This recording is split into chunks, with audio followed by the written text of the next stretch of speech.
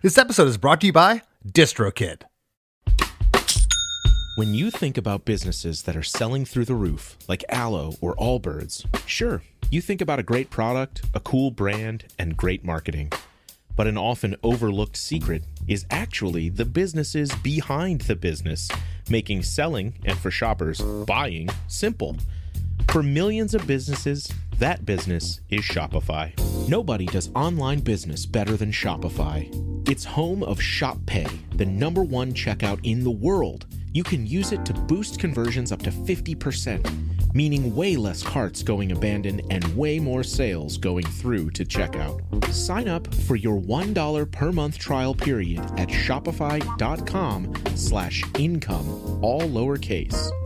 Go to shopify.com/income to upgrade your selling today.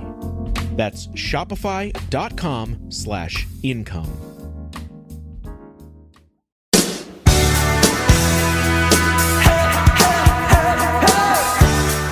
Hey everyone, it's Chris DeMakes A Podcast, producer Chris Fafalius, and welcome to a special Throwback Thursday edition of the show.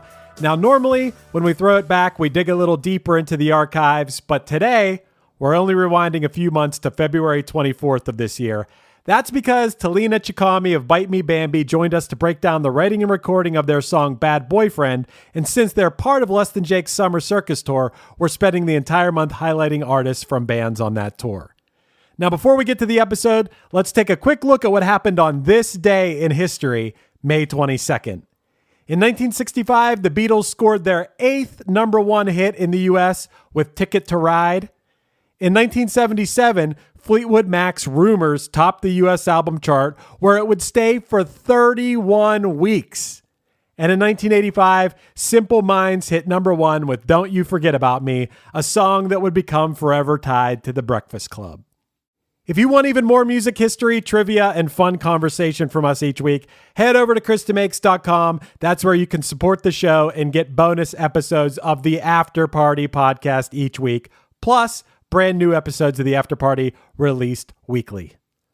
All right, let's get to it. This is episode 246, originally released on February 24th, 2025.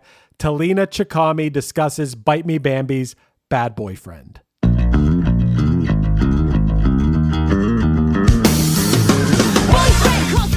Hey everybody, today's guest is Tahlena Chikami, lead vocalist for the Orange County, California ska punk band Bite Me Bambi. Together we break down the writing, recording, and inspiration behind their fan favorite single, Bad Boyfriend, taken from their 2025 full-length album, Eat This. Bad Boyfriend is exactly what you think it's about, but it wasn't Tahlena's boyfriend. She mentioned that two of her friends were dating guys who were the epitome of bad boyfriends.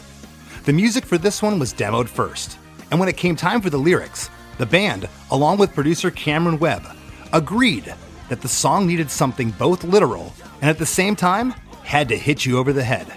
And it does just that. It's 2 minutes and 37 seconds of pure ska fun. The arrangement on this song is unorthodox, begging the listener to pick out what the chorus is. While this could be problematic with a lot of tunes, it isn't here. This arrangement harkens me back to my early days of songwriting, where there were no rules, and with music, there shouldn't be rules anyway. I applaud Cameron Webb for sticking to this no-rules approach, as the band threw the songwriting playbook out the window. So, for all this and a story about an RV disaster in Oklahoma, stick around. Hey, hey, have you heard? Chris DeMakes A Podcast. Hey, hey, have you heard? Chris DeMakes A Podcast. Hey, hey, have you heard? Chris DeMakes A Podcast. Hey, hey, have you heard? Chris DeMakes A Podcast. Tahlena, how you doing? I'm great. How are you? I am awesome. Quick question. Have you ever had a bad boyfriend? I haven't, but I want to ask you. You know what's funny is in the live show I always go, this goes out to anyone who's ever had a bad boyfriend. And some shows people are like, wow. And some shows it's nothing. And I go, no, just me? Okay. Anyway.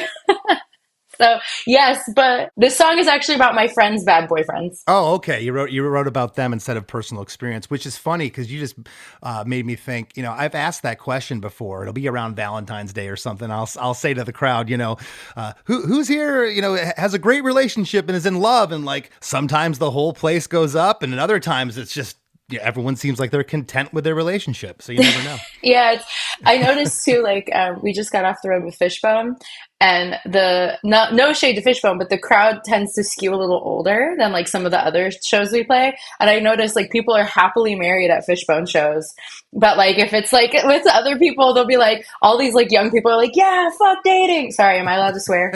Of course. Okay, sorry. I have a really bad potty mouth. My mom will hear this and be like, "You are embarrassing me, child, with your potty mouth."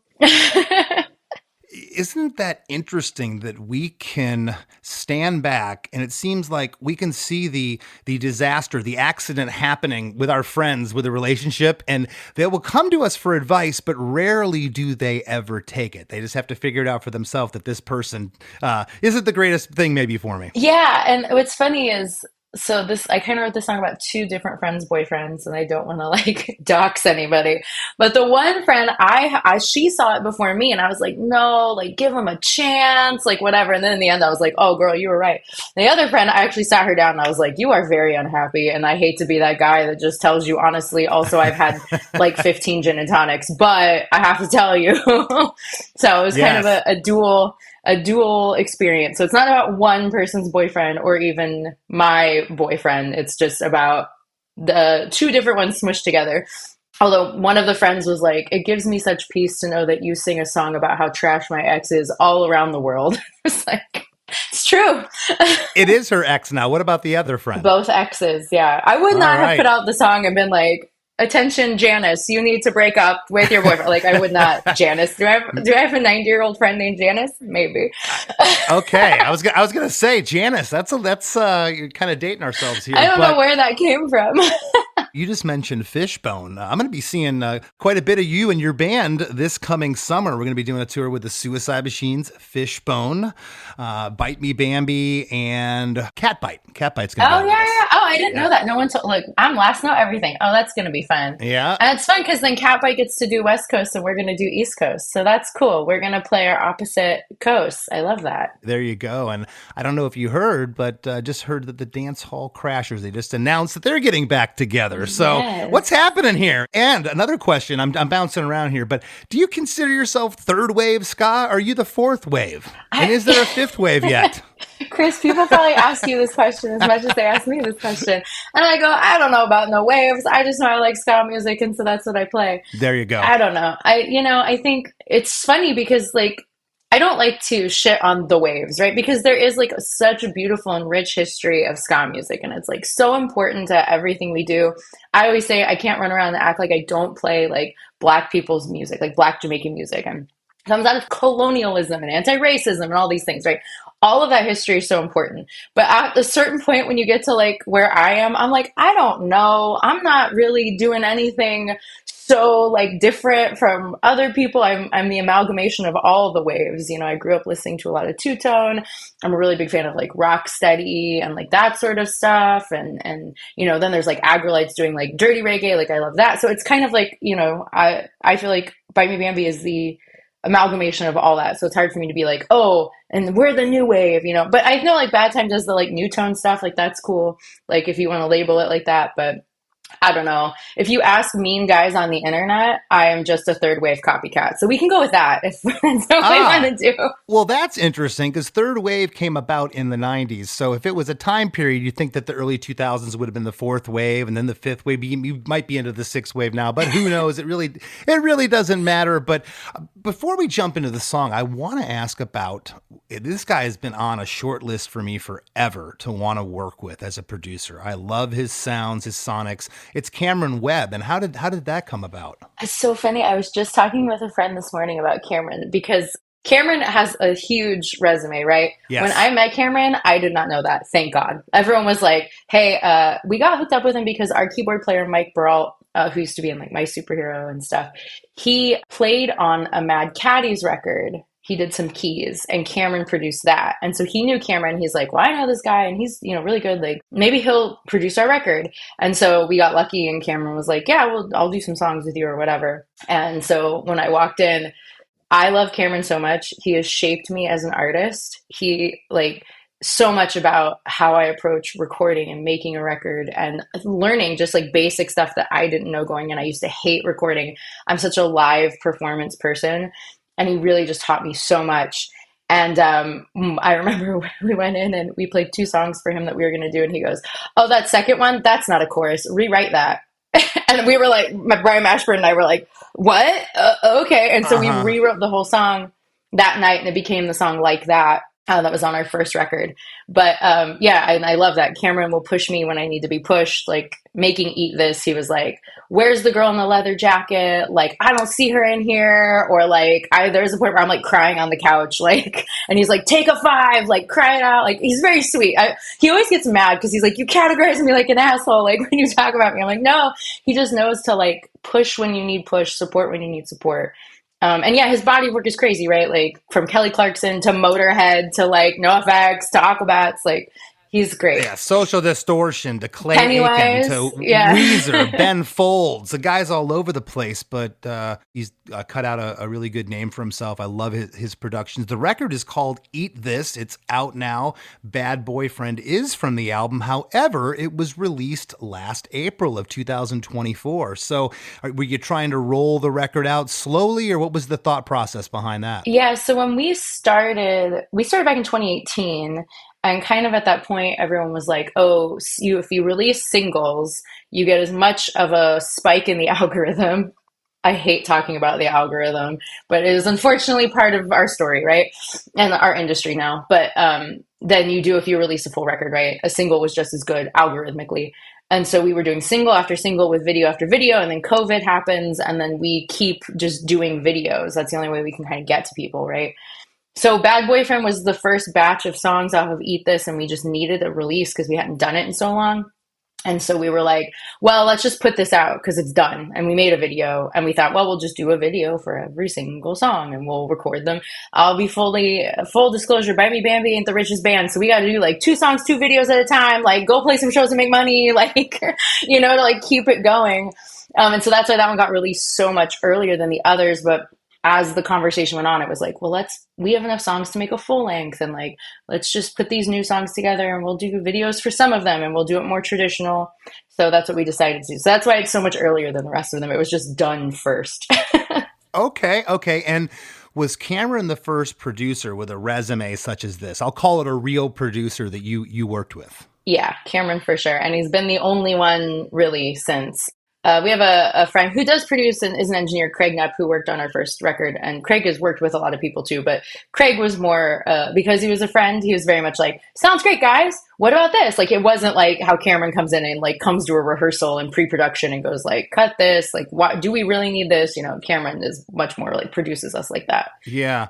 I think once you get your head wrapped around that this is what the producer is being paid for, that you start to be able to put those feelings aside. You were speaking of being upset on the couch because, I could be so certain of a lyric or song, but until I'm working with a full team and the producer's there and I get the green light and the thumbs up that this is great, they could tell me anything. And I really try my best not to get attached for that reason, because we're all trying to make a record here, and you can get tunnel vision. As you know, I call it demoitis, where you get stuck on something. It's like that part's got to be there. And you're like, no one else in the room is vibing off it except for you. And you could either fight it or let it go, right? Yeah, what I love about Cameron is if you really want something, he'll say, okay, if you're like willing to die on this hill, I'll let you have this. Like, yeah. That's okay. But a lot of times he's right. Or, when we do have time, which is a luxury, and sometimes we do, he'll go, let's do both. Let's A-B it.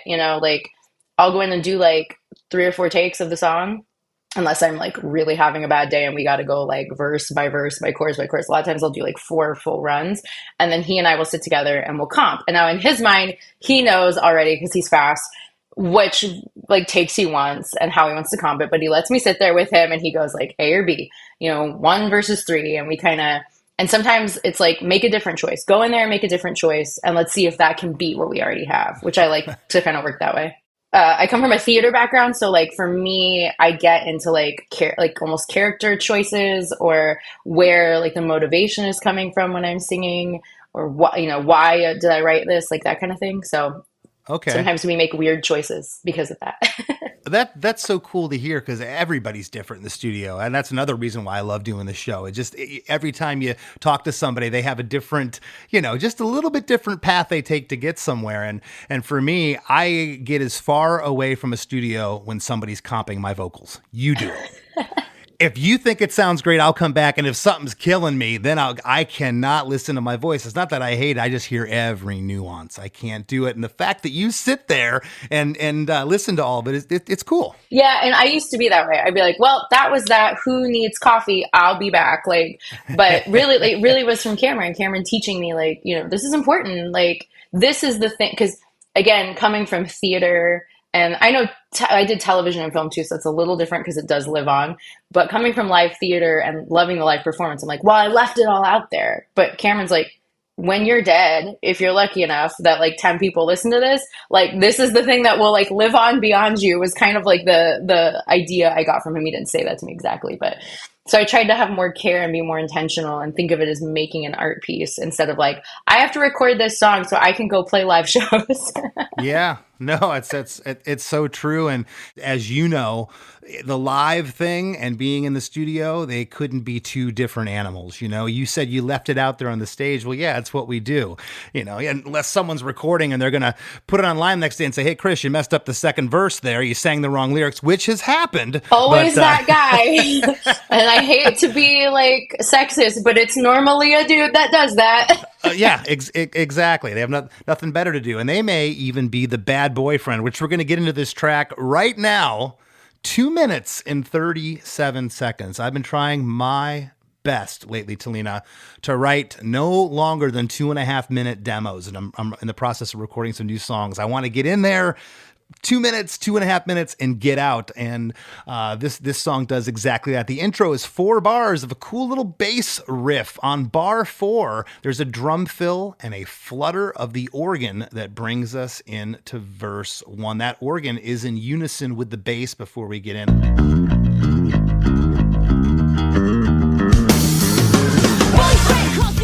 Short intro, short and sweet. You make your point, and we're in to verse 1. Did you demo this song? Yeah, so the way we used to write, Brian Mashburn, who's no longer a part of the project, he had some personal stuff he had to dip, but he had a heavy hand in still writing this record. This song he and I wrote together. So what he would do a lot of times is he would kind of fill out a lot of the instrumental, either like on some songs like Hot Lava, like I had the chorus written on guitar and the vocals and the melody, and I'd sing it to him and he'd go, okay, let me like fill out the rest. But Bad Boyfriend, he had kind of had the idea for a while. So it was actually like a finished track, and he was like, okay, what are we going to say over it? Okay. Yeah. So he had demoed all of it out. I think actually Bill Uechi from Say Ferris played the bass on the demo because Mash was like, oh, I don't like how I'm playing it. So I think he actually had Bill do it. Okay.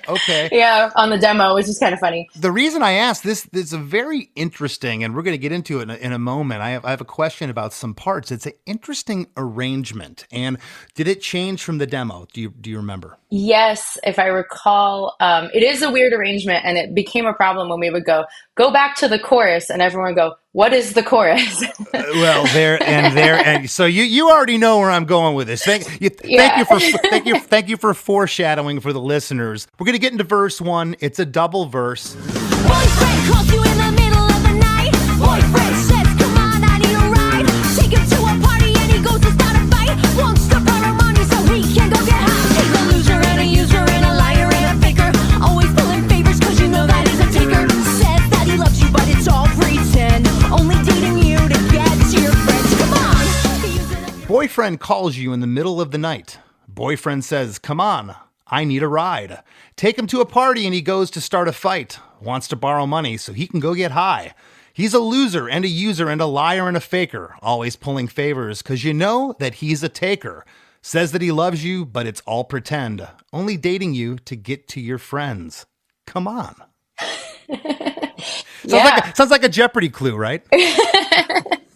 What's funny is originally the song was about bad friends. So basically, like, if we go all the way back, MASH was like, I think we need a song that's like kind of Op Ivy-ish or something like that, like a little more punk. We wanted to kind of go in that direction.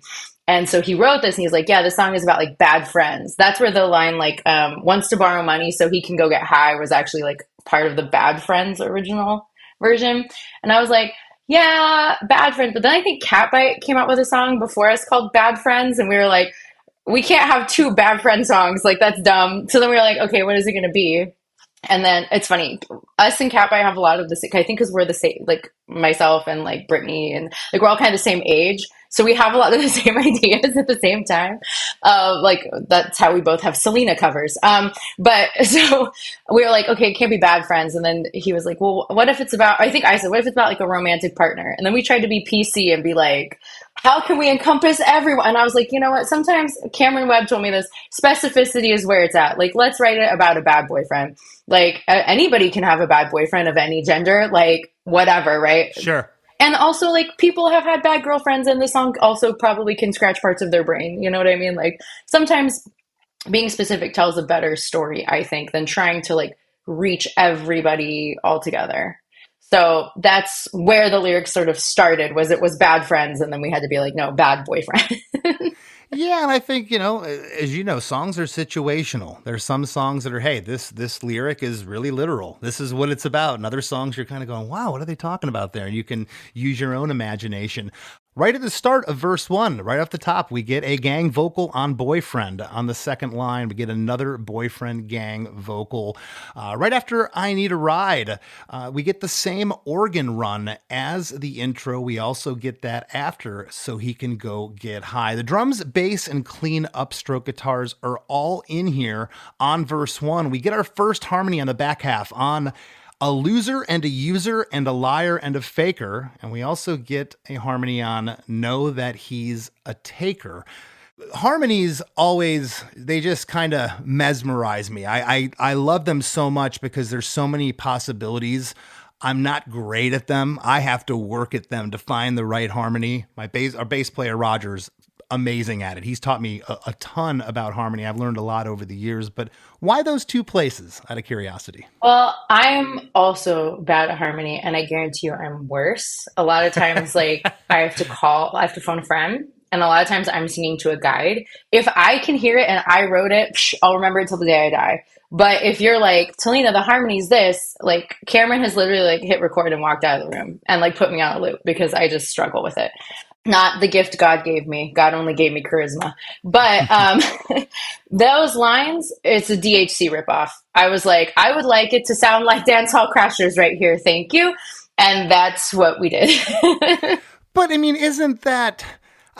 What else could it sound like? You're not screaming, you're actually singing. So you put a harmony on that with a female vocal in a ska band, it's going to sound like, No, but I literally was like, and here can we do Dance Hall Crashers harmony? Thank you very much. And that's what we did. So, It's awesome. And right after that, Come On, which is You Alone, later in the song, there'll be some extra vocals on that Come On. We get into, and what was Cameron calling this next part? Is this the pre-chorus or is this the chorus? So I call this part the pre-chorus in my mind. You Don't Need That Bad Boyfriend is the chorus in my mind. But I think Cameron, if I remember correctly, we were calling them chorus 1 and chorus 2, or like chorus 1A. Just like so annoying. But yeah, it's got a funky like structure, and I think too then the challenge became, which you hear throughout the song, is we're trying to build, right? Because there is like a lot of repeating sections. We even repeat lyrics, which is like verse lyrics, which is really rare. I guess verse, I think in Mashburn's mind, the he's a loser and a user and a liar and a faker was the pre-chorus. So we were all working under different like ideas of what, which makes us sound like idiots. We probably should have sat down and said what part was what. But it's interesting then to see who thinks what should repeat. Like I was like, oh, we're going to repeat the lyrics. And he was like, yeah, okay. When I see arrangements like this, and you mentioned to me, you had a track that Cameron said, there's no chorus here. He was just straight up matter of fact. And you like went back and rewrote it. And, this, I'm calling this the pre-chorus as well, but it might be the catchiest part of the song. It is it is so poppy and so catchy. I'm going to call it pre-chorus 1. I'm going to go with you on this one. Pre-chorus 1. Using up your money, wasting all your time, burning out your body. Now he wants your mind. Using up your money, wasting all your time, burning out your body. Now he wants your mind. You don't need that. Using up your money, wasting all your time, burning out your body. Now he wants your mind. The most controversial part of that is burning out your body, and we weren't sure if we wanted to say that, but I think that's a very real thing that can happen.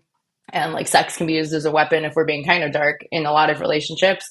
And now he wants your mind came from a friend who was struggling with a breakup, and this guy was just, not to use like a whatever term, but like gaslighting her in the truest sense. Like it was just like constantly, and she was like, "Am I crazy? Am I crazy? Or did this happen?"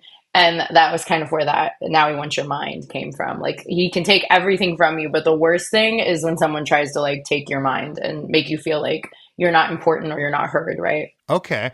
Well, again, this pre-chorus, it's doubled here, kind of like the first verse, and it is drums, bass, and clean upstroke guitar, as well as the organ is in here playing chord pads.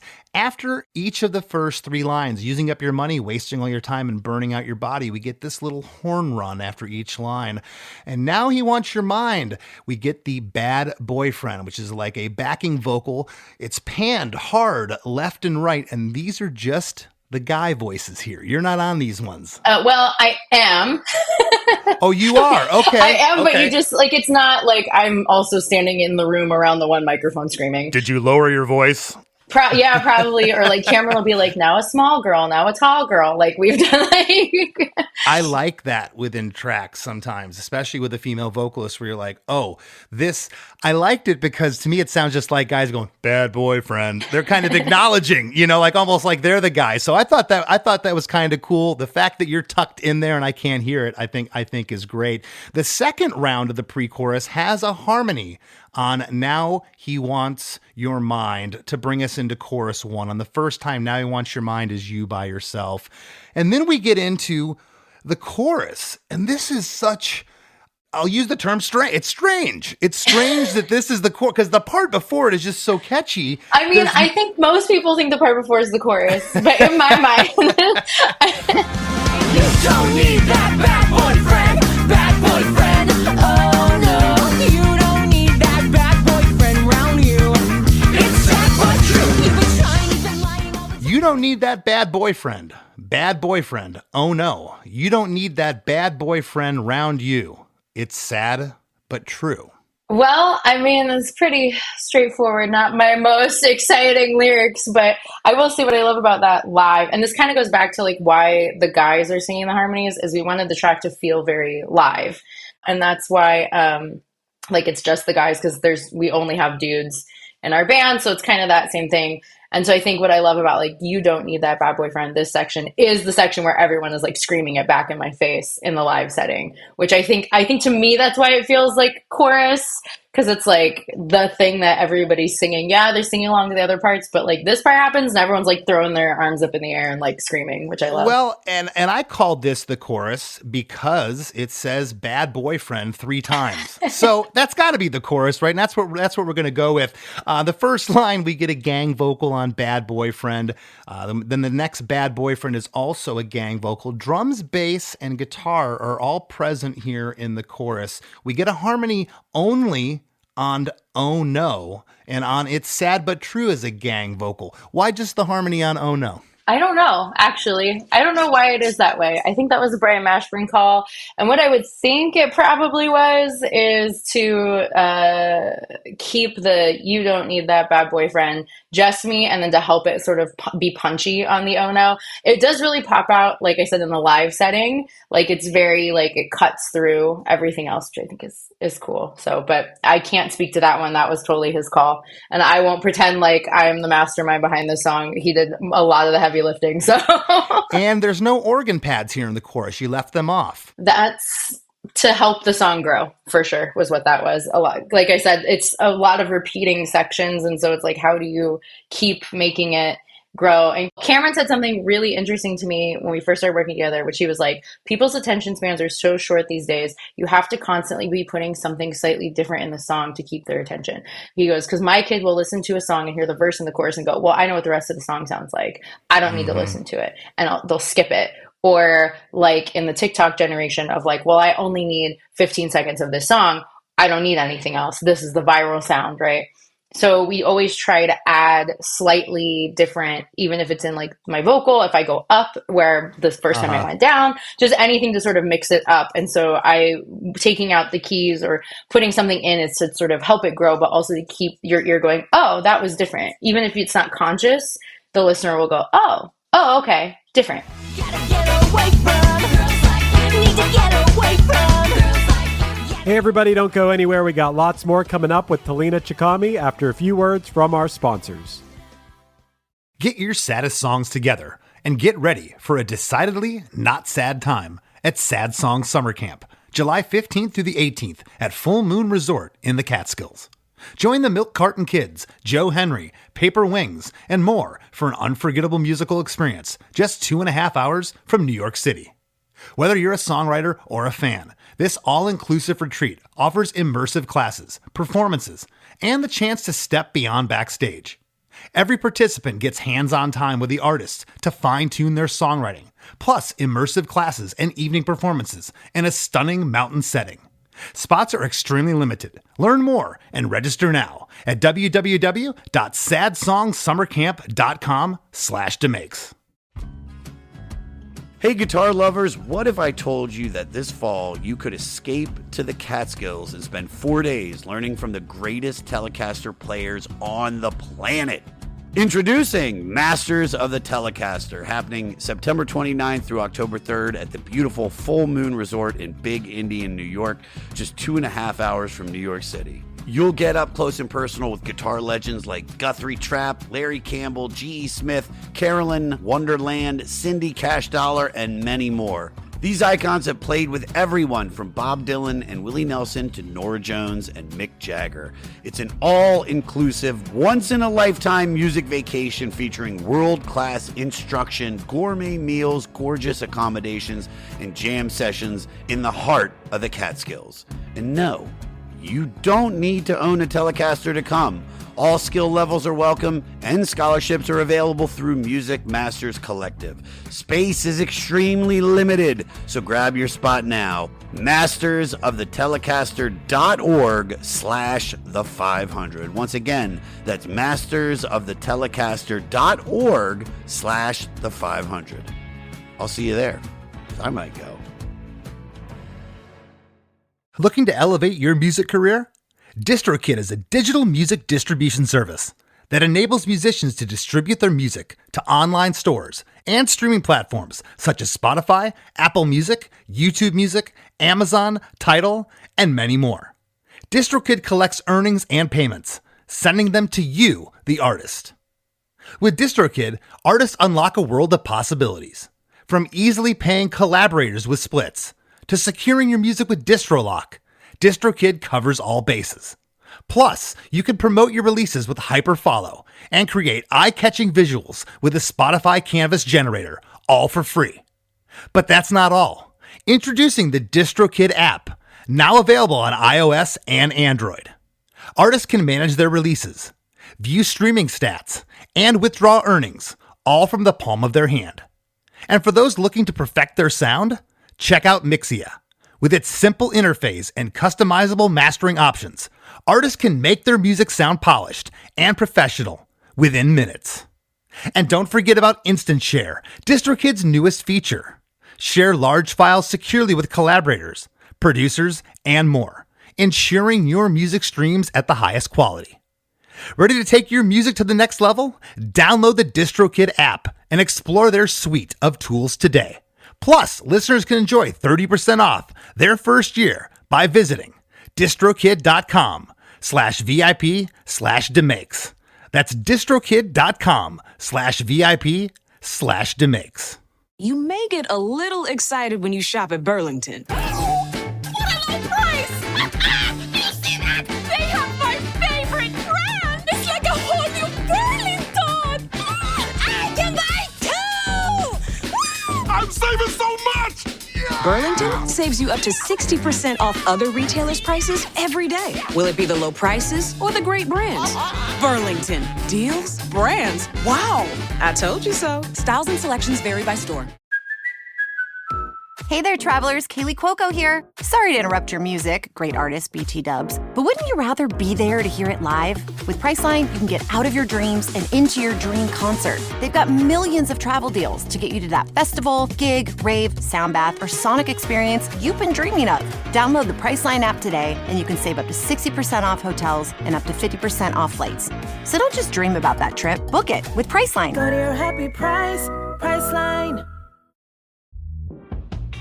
Your gut affects everything, even your mood. So Ollie created 2 brand new products to take care of your insides. Ollie Big 10 Probiotic has 10 strains of probiotics, their most ever, to support a healthy gut microbiome, immune system, and stress response. And Ollie Super Good Superfoods delivers 15 superfoods in tasty gummy form. Find them at ollie.com and exclusively at Walmart. Ollie! These statements have not been evaluated by the Food and Drug Administration. This product is not intended to diagnose, treat, cure, or prevent any disease.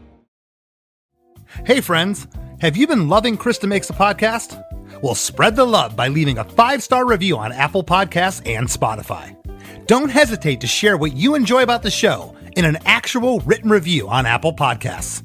Not only does it help more people discover us, but we often read reviews in the wrap segment of the show. It's a quick, cost-free way to support us and takes just a minute of your time. Your reviews mean the world to us and help us keep the podcast thriving. Thank you for being a listener, and thank you for being a friend. Gotta get away from. Need to get away from. Gotta get away from. And now, back to the show. Chorus 1, if it wasn't for Bad Boyfriend, it is odd. You know, the oh no gets the harmony, but the chorus doesn't sound like it ends. It sounds like it goes into a post-chorus, which I'm calling later in the song. We're going to get there. It's kind of the same trick after the next chorus. But here, I'm calling this next part verse 2, but it doesn't feel like the chorus ends. It's really, really interesting. And I'm telling you why I like it, though. I feel like your band, you, are still kind of writing what just feels good. You're not thinking about it too much. And I encourage you to stay on that path. Get the producer to think about it, because when you start getting, you know, I'm to the point now where I self-edit, and you start to second guess yourself versus those guttural instincts of like, this is what it is. You know, someone else can tell you the chorus isn't there, but this is what it is. And when I was listening to this arrangement, it reminded me of some of my early songwriting and our early recordings where there was no rules. There doesn't have to be rules because it's music. Do you call this next part verse 2? Yes, it's so funny that you say that too, because one of the things about this new record was we told ourselves, write whatever you want.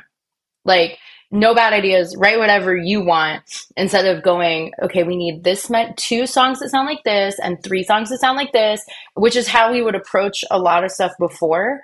And so we told ourselves, like, write anything you want. And if it's weird, and we'll make it work, it works. If it doesn't, it gets cut. Like, no one get sad about it. Like, we're just trying to make a good record. And it feels good to like write what you want, because you can try forever, as you know, to make everybody happy, right? Like, the kids don't like it, in the words of Real Big Fish. Like, you can try all you want, and somebody's going to hate it. So I figure I will die one day, and someone will speak my name for the last time, and no one will remember me, and I will fade away. So I might as well do what I want to do. Anyways, that's a long way around going, yes, I think this next part is the verse, Chris. Perfect. Well, we're gonna go with it. This is verse 2. It's half the length of verse 1. You've been trying, you've been lying all the time, and you've been crying. Says it's in your head, but you know it's gaslighting. Why do you let him treat you this way? I can't believe you let him say, come on. Using up your You've been trying. He's been lying all the time that you've been crying. Says it's in your head, but you know he's gaslighting. Why do you let him treat you this way? I can't believe you let him stay. Come on. Are those the words? Because I sing them wrong every show. I cannot remember if it's lying, trying, crying. All I know is it ends on gaslighting. So I'm glad. Thank you for reading them back to me. As you could tell, I was so precious in the choices of my words. And it wasn't just because they rhymed and fit the scheme of the song. I thought you were going with this. I've had people say, those are the words like that I have written down. You're like, and then they would correct me like, no, these are the words, but you're actually saying those are the words. You're just as surprised as I am that they're right. Okay. These are the words. I believe they're right. They're what we found online, and they're what I'm hearing. No, that's probably right. Okay. On the second, before I move on, what's happening here? Well, so obviously I will be totally honest. You've been lying. He's been crying all the time that you've been trying, or whatever that is. I just said it wrong. Was because we needed words that fit that same scheme and syllabic theme, right? And they needed to rhyme. But the "why do you let him treat you this way? I can't believe you let him stay" was like really heartfelt to one of my friends, that I just couldn't believe that like she would put up with the way he was treating her. And that really, and every time I sing it, I think of that, and it really comes like deep from inside me. And I think sometimes people need to hear that, someone being like, don't let somebody, not to get all heady about it and emotional and like my therapist, but like, sometimes you need the outside perspective, because you can get really down on yourself, right? And your own self-esteem. And sometimes you need someone to tell you like, you're better than this. You're worthy of more than this, Right on. Well, the drums, bass, guitar, upstroke guitar, and the organ are playing here, and the organ's playing unison upstrokes. So it's talking about the song building. Now the organ is going with the guitars there. I love that. And I've always loved when the organ, if there's one reason why I'd want an organ player in my band, it's just to have that extra kind of percussive. It's almost percussive when they play with that upstroke guitar. I love it. Yeah, when we started the project, I really, really wanted somebody to play keys because of that, because I have a big love for two-tone. And originally I was like, we should have more two-tone sound. And, obviously things change as you go, but I've always loved that. And Mike, he and I were talking about this like literally last week, about how he always records last and writes his parts last. And Cameron will get on him like, what do you mean you don't have anything? And Mike's like, my job is to support whatever else has been tracked. He goes, I could write a million keyboard lines of what I want to play or what I think should happen. But he's like, the truth is, when everything else has been laid down, I'm here to support and help where the song needs it. And that's a good example here, where like, instead of going play pads or play this, we're like, actually, you know what? Let's build it. Let's have you double, what the guitar's already doing. And I think Mike's really smart like that. It's interesting you say that, because there's new wave bands, for instance, that are very synth and keyboard, oriented, where the guitar player's role is to play around that. It's kind of the opposite of what we're talking about here. So that's pretty cool. Verse 2 has a harmony on "No, He's Gaslighting," and then we get a gang vocal on the "Come On" at the very end. And is that kind of the thought process of, gang vocal here because we're building the song? Yeah, and I think also sometimes too with gang vocals, I'm sure like you're cueing the future audiences of where you want them to yell. Okay. Well, right after verse 2, we get pre-chorus 2, which is the same amount of length as pre-chorus 1. Using up your money, wasting all your time, burning out your body. Now I want your mind. Using up your money, wasting all your time, burning out your body. And now I want your mind. The first time it says "now he wants your mind," we get that bad boyfriend backing vocals, hard panned left and right. And then around the second turnaround, when it says "burning out your body," I hear these male voices again with these oohs kind of creeping in there. I think that's me and Mashburn together. It is. I think is what that is. Yeah. Okay. But so you're singing obviously a lower register. I said male voices, but it sounded lower there, and they're really tucked in the mix. 'Cause at first couple of times I thought maybe it was the organ there. I'm like, what is that? And they're like oohs kind of ushering in the next part. Yeah, I used to be a hater on like overdubbing a lot, because I used to be like, I want it to sound like when people come to my shows, I want it to sound exactly the same. But that's when Cameron was like, you're making art. You're not making like a preview. And I'm like, okay, you're right. So I got really into Olivia Rodrigo's Guts album in this time. And I made everybody in the band listen to it a lot. And I was like, I want to make a record like this, which it sounds nothing like that. But I did steal a couple like overdubby things. And I would hear a lot of things tucked in a record that maybe you don't hear right away. Or I always say, like, I love Cardi B records because every time you listen, there's like a new thing. I'm like, oh, that's interesting. Like, why did they do that? There's like so many layers. So that's like the things like the ooze being so tucked, like it's there, you can feel it, but maybe it's not like the main thing you hear the first 5 times you hear the song. Well, and that's an artist being in their head, I think, with what you just said, because when you're getting hit with 105, 110 dB at a concert, it's taking your head off. The last thing you're going to, where'd that backing vocal that was tucked in there? I didn't hear it. You're not thinking about it. You're in the moment. You're dancing with the show. There's one guy, he'll come to the merch and he'll tell you that it wasn't there. God bless him. There's always one. It's the guy that told, it's the same guy, I bet, that told me that I messed up the second verse. Yeah, it's that one guy. God love him. Same dude. Well, same thing like pre-chorus 1. We do not get a harmony the first time on Now He Wants Your Mind, but we do get a harmony on Now He Wants Your Mind the second time. And again, all the other lines in the pre-chorus are harmonized except that one time on Now He Wants Your Mind, the first time that happens. And then we get into chorus 2, but now we're broke down. Okay, yeah. So first time we get full band in, but now we get 8 bars of a breakdown chorus. It's just kick, hi-hat, and we get clean guitar strums on bar 1 and bar 4, just kind of ringing out. It's my favorite part of the song. You don't need that bad boyfriend, oh no. You don't need that bad boyfriend around you.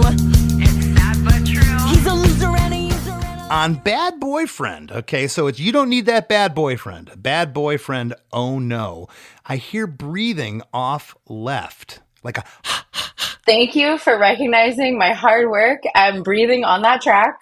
Actually, I think it might have been Cameron. I think I did it first, and then Cameron went in and did it. Did he? Okay, because it kind of reminded me, it's kind of suspenseful, almost like, remember Friday the 13th? It was like, yeah. And again, do you do the ha-ha live or not? And has that guy come to the merch booth to give you grief for it?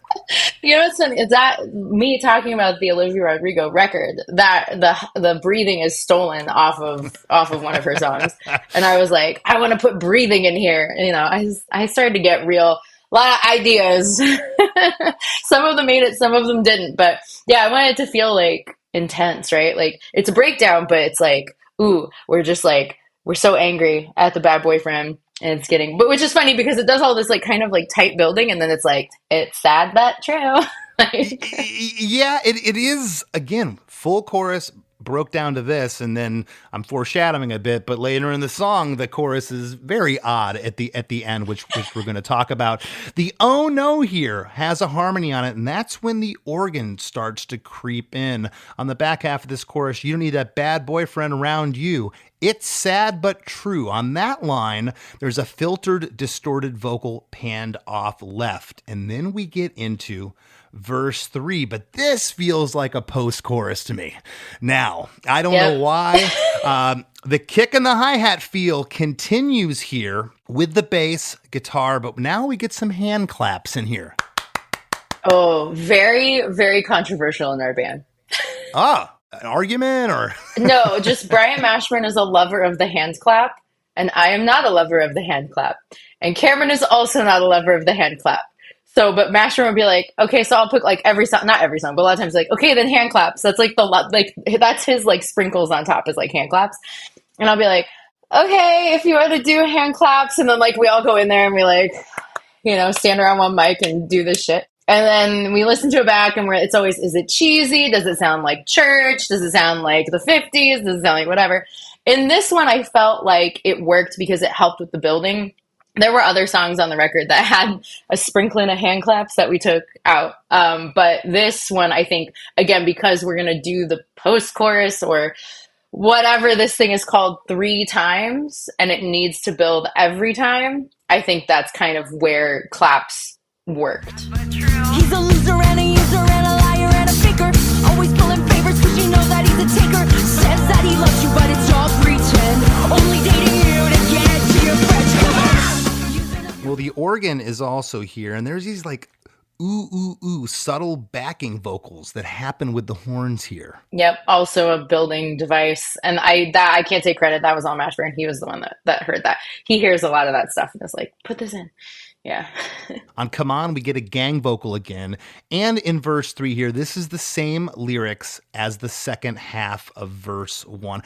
I like that in songs. I like when it comes back, if the verse is cool and there's something to say. And I think you pulled out probably some of the best, things to say here in verse 3. And was that talked about? Yeah, so that's what I was referring to when it's like there's a difference in who thinks what is what part of the song.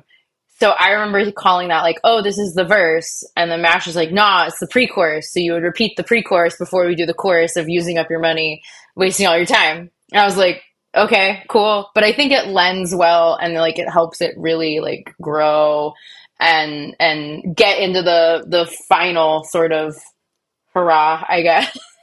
Okay. Well, coming out of verse 3, we know it's coming. It's this pre-chorus, but man, I'm just going to argue that this is the chorus. I mean, this song, if I could see why there was confusion, because this part is it's so catchy. And we do it 3 times at the end. So it's like, I get it. It's the chorus, it's the thing. But yeah, it was interesting while writing because, like I said, everybody was like, when you would say, when in rehearsal, go back to the chorus, everyone would play a different part of the song. Mm-hmm. Yeah. You're standing there going, wait a second, the chorus isn't what you're thinking it is. Using up your money, wasting all your time, burning out your body. Now we want your mind. Using up your money, wasting all your time, burning out your body. Now we want your mind. Using up your money, wasting all your time, burning out your body. Now we want your mind, your mind, your mind. Pre-chorus 3, the first 2 times. It's the same overall instrumentation and lyrics as the previous 2 pre-choruses. This pre-chorus goes for a 3rd round, as you said. There's harmonies on every line here, though. On Now He Wants Your Mind, you get a harmony there the first time, as well as the Bad Boyfriend backing vocal panned left and right. Right when it comes back around for the second time, there's a new trombone part that happens here. It's like a that comes in, like an overdub that I hear there that's not present in pre-chorus 1 or 2. And again, that just goes along with building and putting something else there for the listener, for the ear. Yeah, and Cameron is near the end of a session will go, just go in there and do stuff, which I love. Like, I know some musicians hate it. Now, if he said to me, go in there and vocally do stuff, I'd be like, I don't want to do that. No. Mm-hmm. But when I get to sit behind the control thing, right? And control thing. Do you hear how great of an artist I am? I said, when I sit behind the control thing. I like it. And I get to watch like my friends and bandmates dig deep and find like an interesting thing. Like he'll do it with drums a lot, like just play whatever, and like that on horns, normally the last pass he'll go, do whatever. And so that was T-Bone probably just doing whatever he thought came to his mind or whatever. And we're like, oh, that's cool. That's sick. Put it in there. Okay. Well, the Bad Boyfriend backing vocals come on the Now He Wants Your Mind for the first 2 times. And then when we do the 3rd go around here, Using Up Your Money, Bad Boyfriend, Wasting All Your Time, Bad Boyfriend, Burning Out Your Body, Bad Boyfriend, Now He Wants Your Mind, Bad Boyfriend. We get that backing vocal after each line there 4 times. On the last line, Now He Wants Your Mind, that goes double time on the snare. For the next 2 sets of lyrics, you say your mind, the snare's still double time there. Those have harmonies on it. And then the last time, your mind, before we go into a very short tag of the song, very short, that is now the chorus. Okay, so we went from a full chorus to a breakdown chorus where the drums and the band tuck down to this. And the lyric is shortened here. It's just, you don't need that bad boyfriend. Bad boyfriend, oh no. On the first 2 lines, it's just bass, guitar, and vocals. And on the oh no, we get a harmony with an organ swell and the whole band bump, ending at once. You're mine, you're mine, you're mine. You don't need that bad boyfriend, oh no. I love that ending. Did Cameron ever say, what are we doing here? We gotta have the full chorus. The whole band has to be here. Or did he like that it's kind of abrupt and is how it is? No, Cameron loves, to like mix it up. And like I said, for your ear, for it to be different. So if we had done like, oh, now we're going to do the full thing, he would be like, no, cut that off. But Brian wrote it that way. And I love it. And I think the oh no, like it really, with the harmony, like it really like sticks. It sounds great live when it gets really broken down. And I love that we go back to the bass of the like banana, which I think is cool. I can't take credit for any of that. I just showed up and sang that part, but I love it. And like I said, so much of like my framing is from the live perspective because that's what I enjoy so much. And I'm like, live, it sounds so cool. Right. Well, this has been a lot of fun. And before we break, the record just came out. Eat This. It's out now. What do you have going on from now until I see you this summer? Well, let's see. We're playing a festival called Dollfest in Northern California with other ska bands people know, like Half Past Two and Stop the Presses. That'll be in Berkeley. We play March 2nd. We're playing It's Not Croydon Fest on the Saturday, April 26th. I'm excited for that. I've never been, and I hear it's a really good time. And we get to play with Random Hand, who I'm a really big fan of. And then I think until then, that's when we see you all. In June. That's when the start of our like crazy season sort of starts. Y'all are kicking it off, so I'm excited. Yeah, Less Than Jake has 4 shows this up until this summer. So the first 6 months of this year, we only had 4 shows because our agent wanted us to stay out of the U.S. We were oversaturating the market, as they say. Yes, we almost died in an RV in November and December, and so decided that we should take a break. Oh, no, I didn't hear about that. I'm sorry to hear that. Oh, it's okay. It's more dramatic when we say it, but we did live through a tornado in an RV in a Walmart parking lot. And now we all have matching tattoos about it. Oh, my gosh. Did that happen in California? Or you guys have had enough problems out there. My gosh. No, Oklahoma. This is in Oklahoma, just outside of Oklahoma City. Of course it's Oklahoma. That's where all the tornadoes, they're in Kansas, right? Yeah, and I woke up and I was like, I cannot die in this Walmart parking lot. I'm like, I could see it now, punknews.org, Bite Me Bambi dies in Walmart parking lot in tornado. Yeah, I don't want to die in Oklahoma. Anywhere else. No Oklahoma.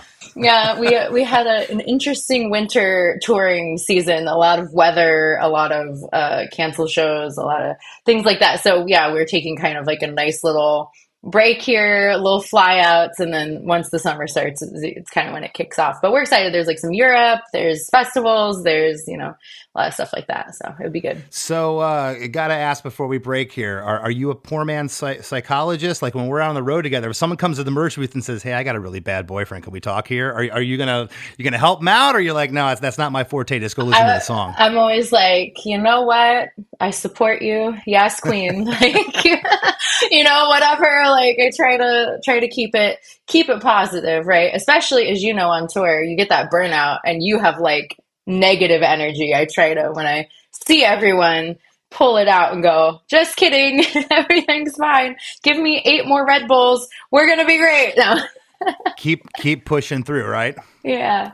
Cause we do have the best job in the world. It's easy to lose sight of that some days because you can get tired and it's hard to drive in a tiny vehicle with 7 of your closest friends. But we really do have the best job, so I can't complain. Couldn't have said it better. Thank you so much for carving out some time to sit in with us. Thank you for having me. I love this podcast. I'm a really big fan, so I was excited to be a part. I was actually nervous because I was like, I'm not a real artist. I have nothing good to say. He has people like Frank Turner on here. Jesus. No.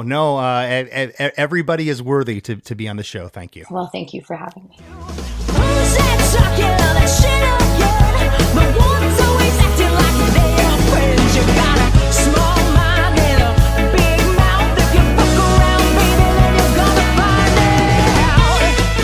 Hey everybody, I hope you all enjoyed that conversation with Tahlena, but don't go anywhere. We got the band you might not know coming up. Plus, Chris and I are going to talk about this episode, so you don't want to miss that. We'll be right back after a few words from our sponsors. This episode is brought to you by State Farm. Knowing you could be saving money for the things you really want is a great feeling. Talk to a State Farm agent today to learn how you can choose to bundle and save with the Personal Price Plan. Like a good neighbor, State Farm is there. Prices are based on rating plans that vary by state. Coverage options are selected by the customer. Availability, amount of discounts and savings, and eligibility vary by state. This episode is brought to you by Tic Tac. Summer tastes like Tic Tac. Tantalize your taste buds this sunny season with citrus adventure and orange. 2 everyday flavors that bring summer in every. Tic Tac Citrus Adventure is a yummy, vibrant medley of lemon, lime, and mandarin. And Tic Tac Orange is the perfect mix of tangy and sweet. Visit us at Tic Tac USA on social to refresh your summer with Tic Tac. This episode is brought to you by Amazon Prime. From streaming to shopping, Prime helps you get more out of your passions. So whether you're a fan of true crime or prefer a nail-biting novel from time to time, with services like Prime Video, Amazon Music, and fast free delivery, Prime makes it easy to get more out of whatever you're into or getting into. Visit Amazon.com/Prime to learn more. Lowe's knows that no matter your paint or stain project, saving is at the top of your to-do list. Save now with buy one, get one half off select paints, stains, and primers from top brands like Valspar, HGTV Home by Sherwin-Williams, and Cabot via Visa gift card rebate. Find more Memorial Day deals now at Lowe's. We help, you save. Selection varies by location. While supplies last, discount taken at time of purchase. See sales associate for details. Offer valid 5/15 through 5/28. Brace the rudders! Raise the sails! Raise the sails! Captain, an unidentified ship is approaching. Over. Roger. Wait, is that an enterprise sales solution? Reach sales professionals, not professional sailors. With LinkedIn ads, you can target the right people by industry, job title, and more. We'll even give you a $100 credit on your next campaign. Get started today at linkedin.com/results. Terms and conditions apply. McCrispy strips are now at McDonald's. I hope you're ready for the most dippable chicken in McDonald's history. Dip it in all the sauces. Dip it in that hot sauce in your bag. Dip it in your McFlurry. Your dip is your business. McCrispy strips at McDonald's. One Hit Thunder is a podcast where we both celebrate and have a good laugh about bands and artists that had just one hit that we all know.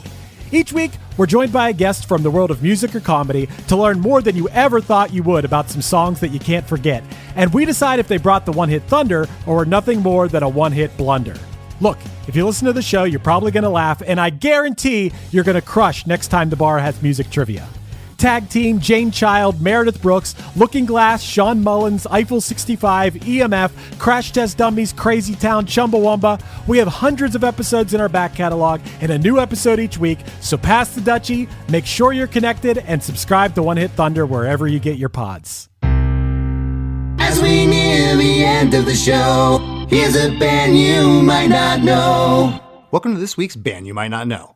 If you'd like your band to be considered for Chris DeMakes A Podcast, email your best song via MP3 only and a short bio to bandyoumightnotknow@gmail.com. This week's featured artist is Field Fox, a 4-piece emo pop-punk band from Las Vegas, Nevada, whose aim is to continue the sound of the 2000s scene, but with a modern, progressive twist. Here's a snippet of their song, Brooklyn.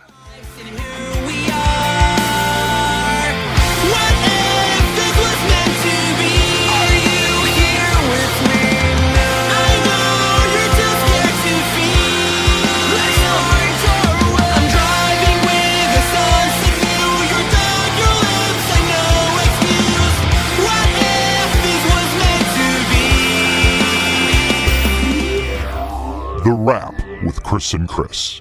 Chris, I really, really liked that episode. I think Tahlena is really cool, and I think the band is really cool. And I got to tell you, you started it right from the start.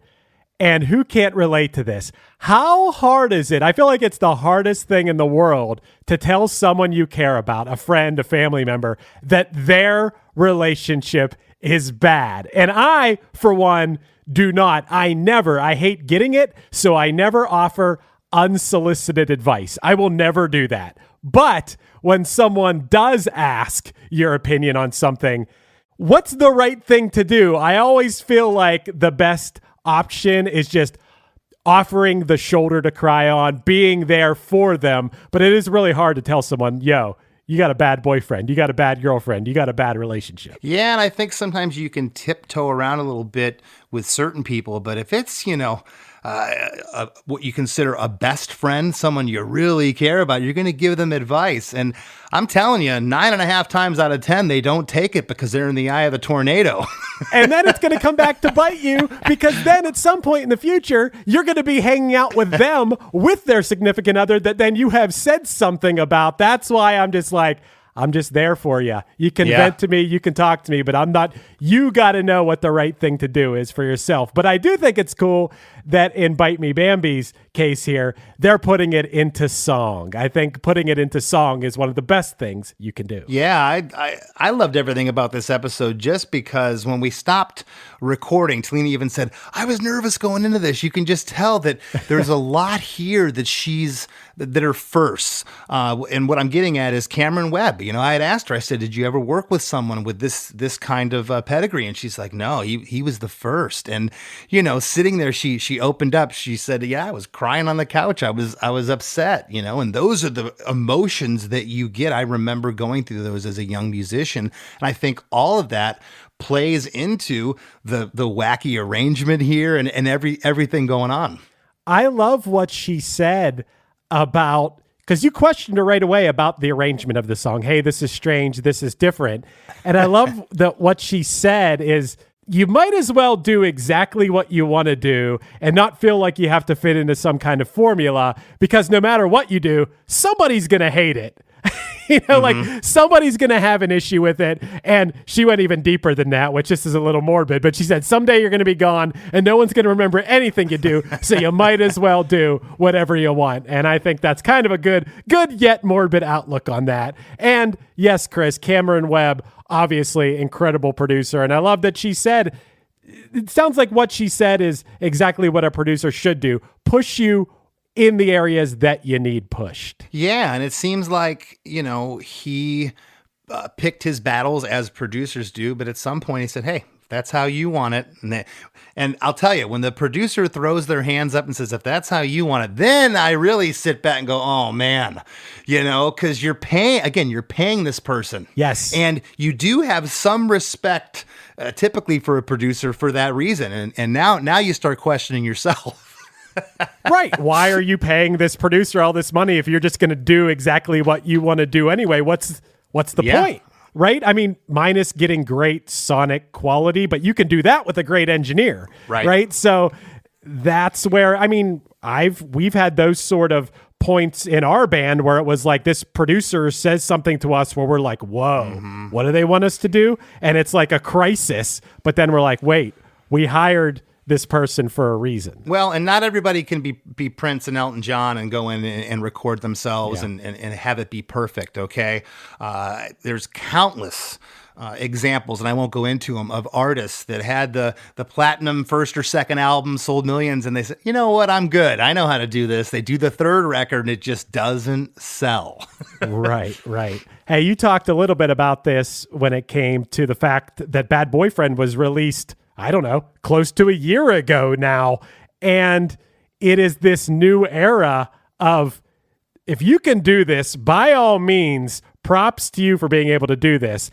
I like to stick to a plan, but really nowadays, the thing that I see a lot of artists do is release a single, then release another single, and you keep releasing the songs as singles until you have that moment where something pops, where you have that viral moment, and then you drop the whole album. But you really got to be on your toes. It's such a different way of doing things. You can't stick to like a strict plan. Well, I'll tell you, Chris, the more things change, the more they stay the same. You go back to the 1950s, the 1960s, artists released singles.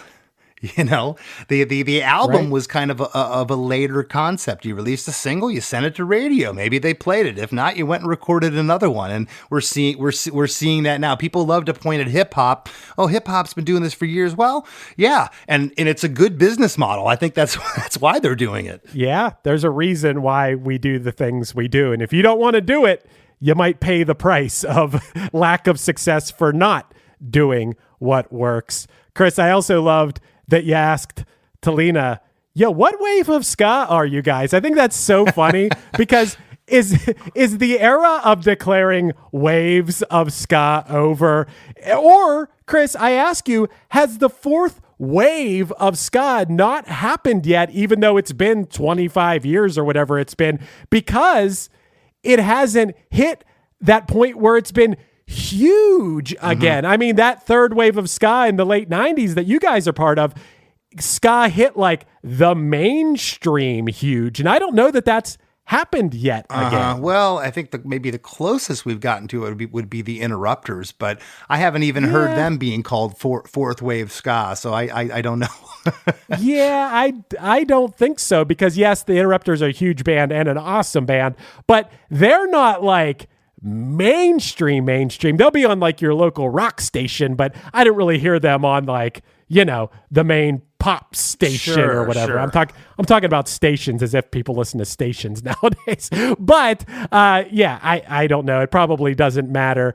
And Chris, one more thing I wanted to bring up to you was it's cool to hear another person, and maybe you're like this too. You kind of alluded to it. I kind of didn't think you were, but maybe you are. It was cool to hear Tahlena say that Cameron would just put a part on a loop so she could just keep doing the harmony over and over until she got it right, because that's how I have to do it.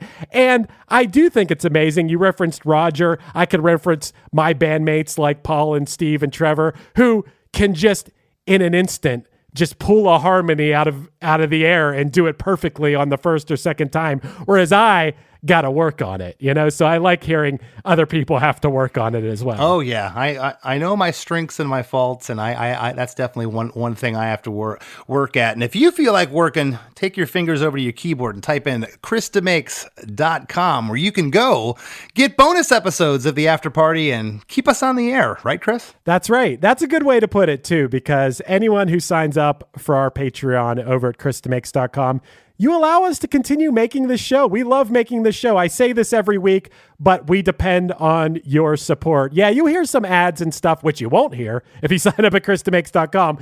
And those ads do help to a certain extent, but what helps more than anything is if you join our Patreon. And we try to make it worth your while by giving you an incredible amount of stuff. Like the second you sign up, you get hundreds of episodes of the After Party, and at different tiers, you can get unedited video versions of the episodes and lots of other stuff. And we just appreciate it a lot, you know? Yeah, you help keep the lights on here because we love doing this and we love hearing from you. Chris, you got any reviews for us today? Yeah. Hey, if you like our podcast, go to Apple Podcasts and leave us a review. You can do it on Spotify too. It's slightly different. We love the 5 stars and we love the reviews. And hey, we'll read some of them on here from time to time. This one I got today comes from Anthony Mann 86, who gave us 5 stars and wrote, "Love this podcast," and also wrote, "I get really excited every week to hear what song is going to be broken down and what artist will be featured. Getting insight on all the amazing songs is a real treat and makes me like them even more. Maybe one day Chris could get David Knudsen from Minus the Bear on the show to nerd out about guitars and pedals. Keep up the great work." Well, we don't really nerd out about gear too much on the show, but I would love to do a Minus the Bear episode if we could make that happen. Yeah, Mr. Anthony 86, please get us Minus the Bear, okay? Yeah. That's the hardest. Hit him up. That's the hardest part about doing the podcast is securing guests. So if you can help us out, you or anybody, send guests our way. We recently had somebody do it. I won't tell you the band because we have them coming on, but they just sent me a DM on Instagram and said, "Hey, this guy follows your show. I bet he wants to be on your show," and they're going to be coming on. So help us out there. That'd be some more help you can help us with. And what a great episode. I want to thank Tahlena Chikami for sitting in the hot seat today, and we'll see you next week.